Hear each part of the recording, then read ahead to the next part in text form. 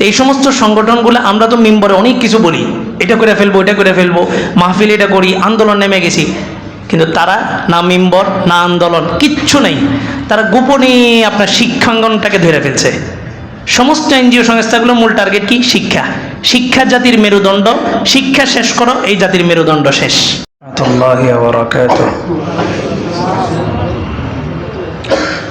আমাদের ঘোষণা হয়েছিল যে আমরা ইমানের ৭৭টা শাখা সম্পর্কে আলোচনা করব বিস্তারিত।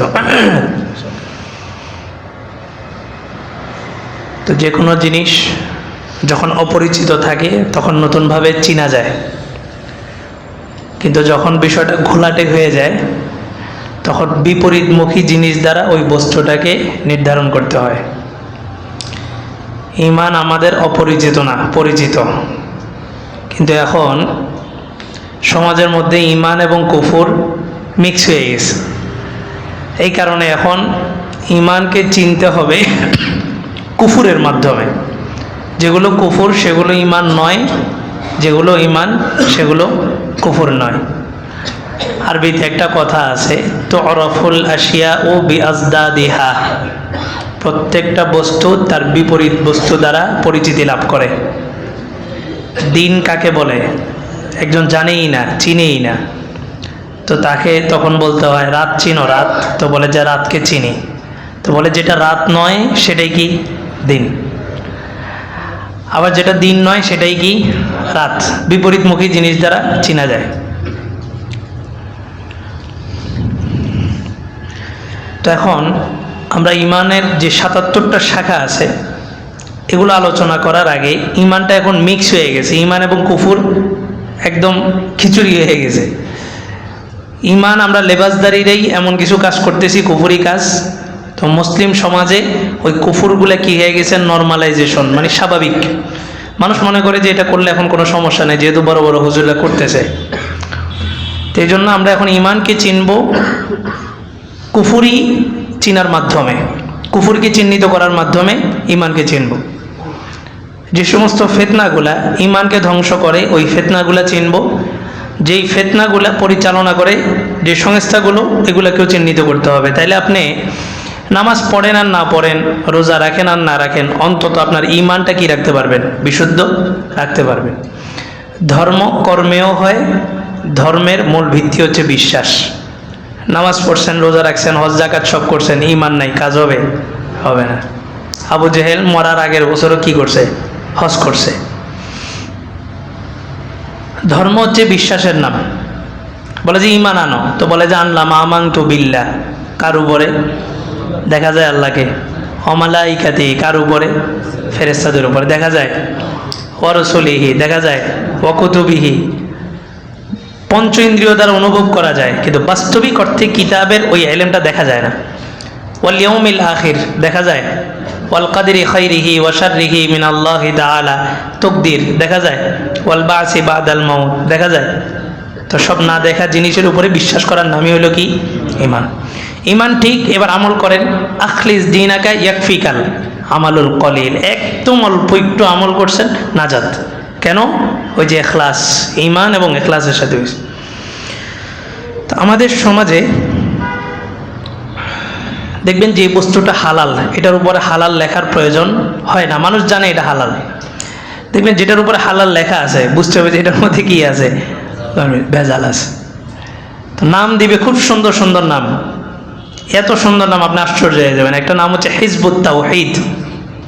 নাম কি? হিজবুত তাওহীদ।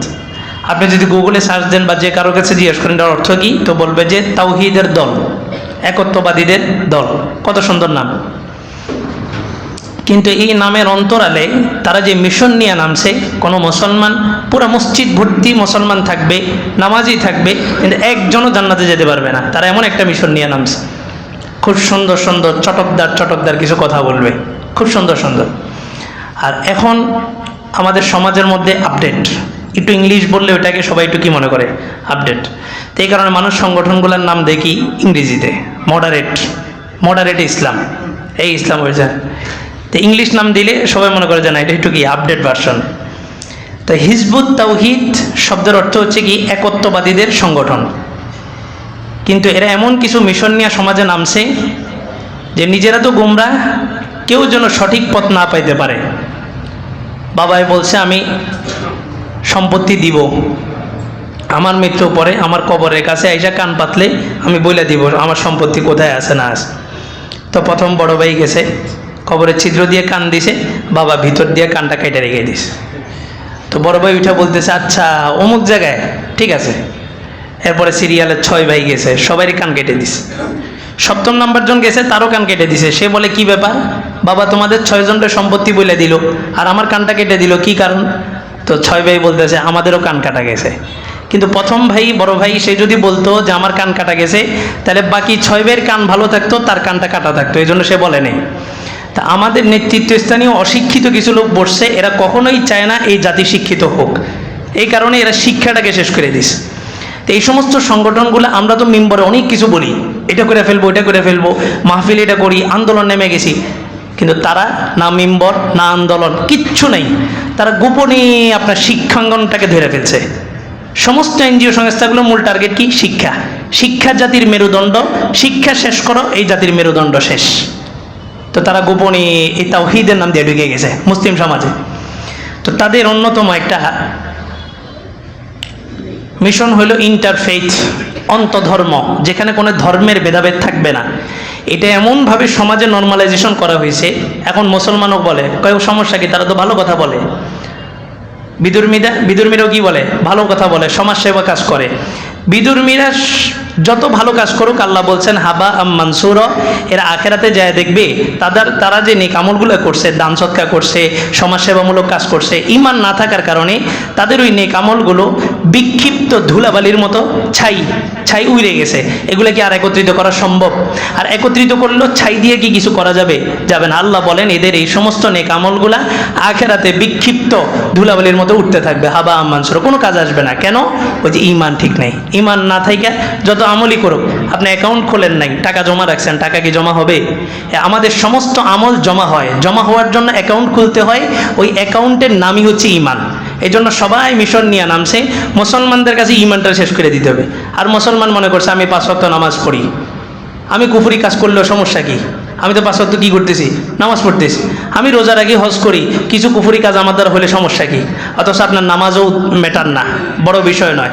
রোজা, হজ, যাকাত এগুলো বড় বিষয় নয়, বড় বিষয়টা কি? ঈমান। এই ঈমান থাকলে জান্নাত, ঈমান না থাকলে জাহান্নাম। আল্লাহ তাআলা কথাগুলো বুঝার আমল করার তৌফিক দান করুন।